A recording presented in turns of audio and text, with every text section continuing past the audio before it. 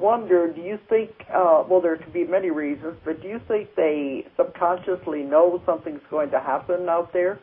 No, I'm not too much of a fear, not too much into the Scalian map and the fear and things like that. I believe that everything's going to work out pretty smoothly. Yeah. I could edit all that. But, you know, I think that there are other reasons why they move. Like, we're in Seattle, and it still is close to the coast, but the trees are so alive here. There's so much oxygen in the air. And you think it's just having so many people so cramped into those areas that's why the energy is different? I think so. I think definitely so. Right.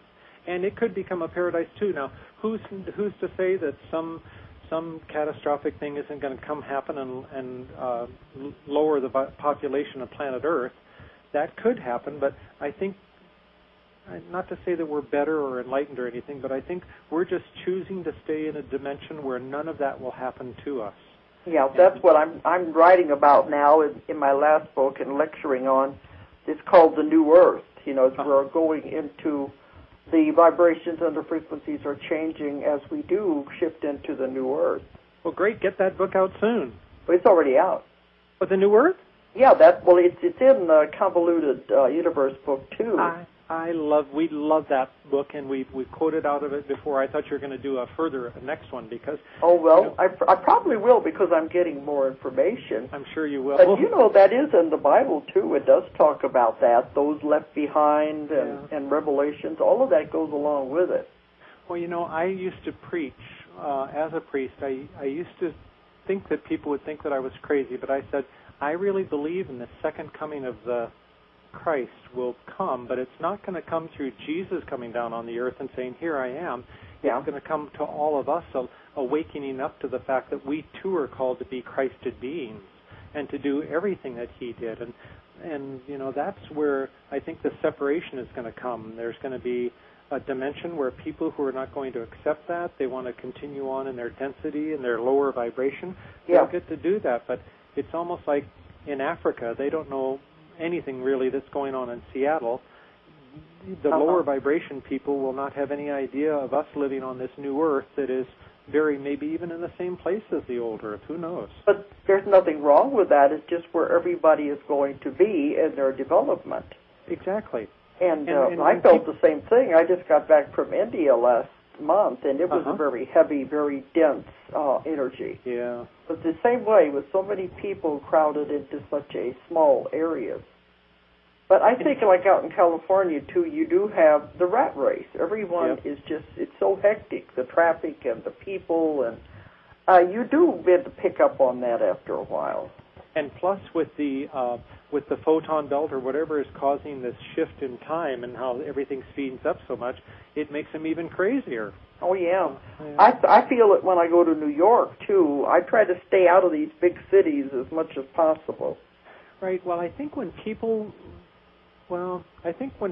get more and more the message that you're preaching, so to speak, that I'm preaching, that we are one with God and that the kingdom of heaven is within us all, and we start honoring that and living that out in our actions and our words and all those, our relationships, then it will maybe it will manifest the reality of the kingdom of God on earth now. Yeah. It's heaven on earth. What's our Father who art in heaven, hallowed be thy name, on earth as it is in heaven, you know. Yeah. So. And see, that was what I've told people for many years, like you were saying, about it won't be Christ returning as a person. Right. It is more like a Christ energy, a Christ consciousness that will spread. That's what I've been told. It would spread all over the world, and any of those who would accept it and understand it, that would be the second coming. Yep, I agree. And you know, when I went to go visit the pyramids outside of Mexico City called Teotihuacan, that was called where men and women became gods.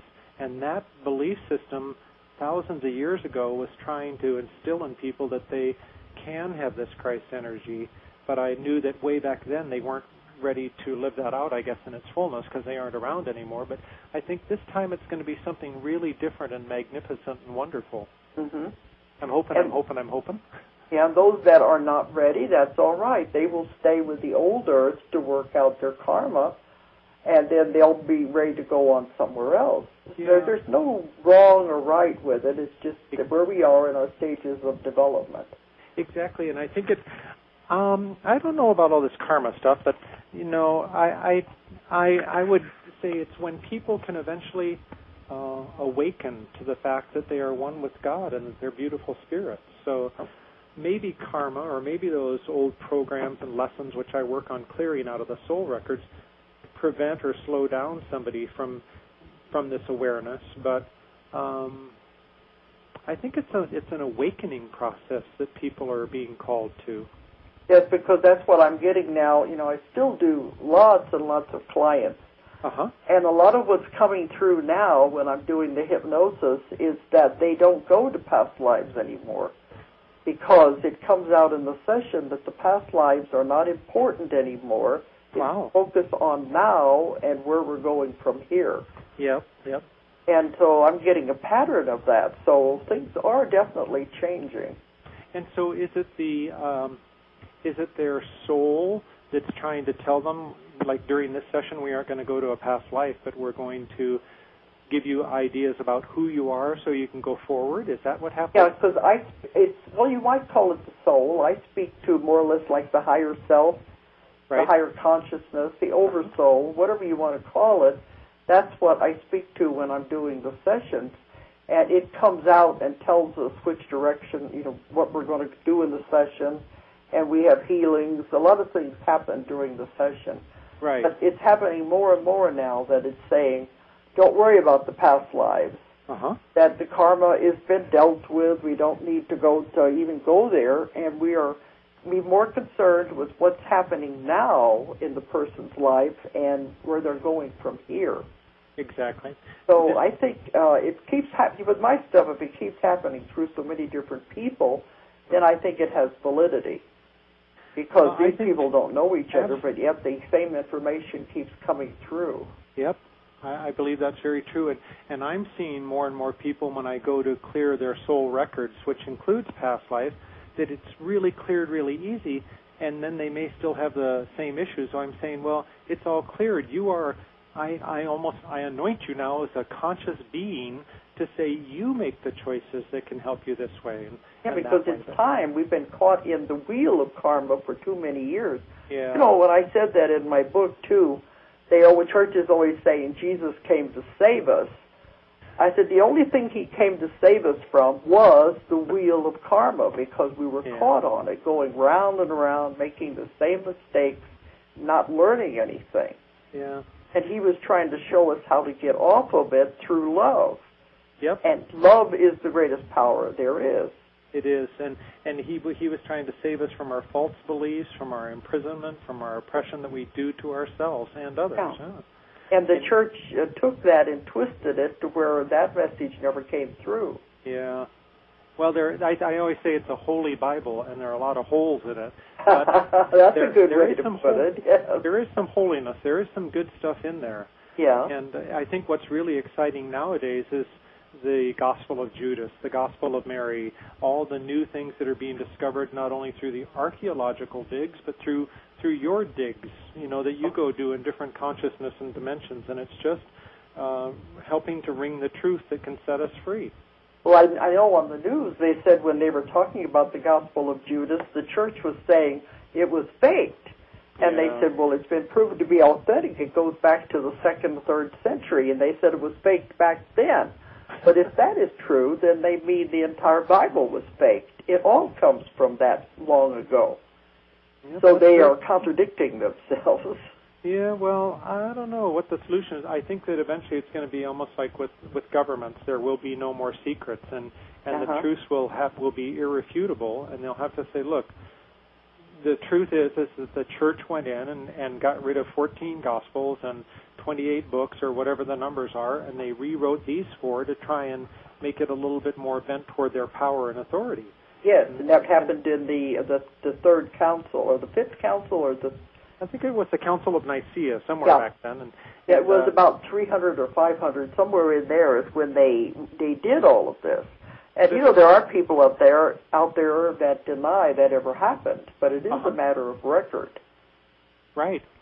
But I think it's I think it's selective memory. They just don't want to remember those things. So yeah, it's funny. It was like when the last pope said, well, only men can be priests because there were only male disciples. Yeah. Well, he had total access to all the documents and all the archives that would say, no, look at Mary Magdalene and many other women were very close to Jesus, and they just choose not to see that. And yeah. It might not be in my the right books, time. I found that he had many, many women followers as well as disciples, because women were better able to understand what he was talking about from the metaphysical point of view than the men were.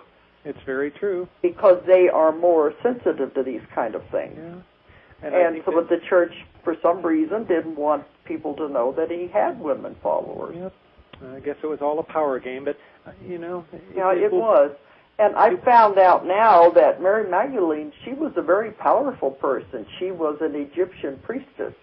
Right. I would strongly suspect that, and the church made her out to be the prostitute because she was too powerful. And she was taught a lot of the secrets, and that's why her and Jesus were so close, because they understood each other with their way of thinking. Right. And they said a lot of the men disciples were jealous of that because he could talk to her.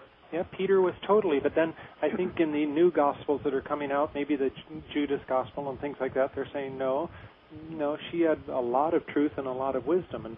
And I hope that one day, and you've done it through the Jesus and the Essenes and the other ones, where we'll learn more about Jesus' life, that he went out and studied so many different disciplines with so many different women, men, teachers, masters, and all that. And it will just be something that gets us freer and set us free.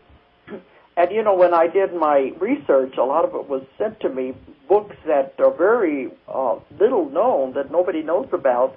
I think I called you one night and told you about the one that was sent to me, where it talks about what happened after the crucifixion. And Mary Magdalene was responsible, her with the 12 disciples that were remaining, and Joseph of Arimathea and Lazarus. There was a whole list of them. They were responsible for forming the first church in England. It was actually there by Glastonbury. Yeah. And, a lot of people don't know these things. And she was instrumental in helping in all of that and starting churches in France and Spain. Yep, and I think that that's all going to be authenticated and confirmed as time goes on. I see it now on the travel station or the history station where they're at least talking about these things. Yeah, it's like they're no longer bound up with this secret. You can't talk about these things or you're going to hell. Yeah. But I found some interesting things out about Judas that I'm wanting to see if it's going to come out in this new Judas Gospel, was that Judas was the scribe. He was the one that followed Jesus around and kept the records of everything that he did. Interesting. And it's always been said that there were no written records. But maybe some of this did survive. I'm sure it did. It's been repressed, but they'll find it eventually. But maybe that's part of this Gospel of Judas, is the records that he kept. Yeah. And what a surprise that the betrayer turns out to be the scribe. I think even if you wanted to play that game to say he was the betrayer, there's a whole divine plan and act and everything, and so that would have made him all a part of the act. So why make him out to be the bad guy for such a long time when in reality it was all a part of the play? I know. That's what I write about in my last book, was that when the people go through the death experience and they look back, they'll say, it was just a game. Yep. Yeah. It was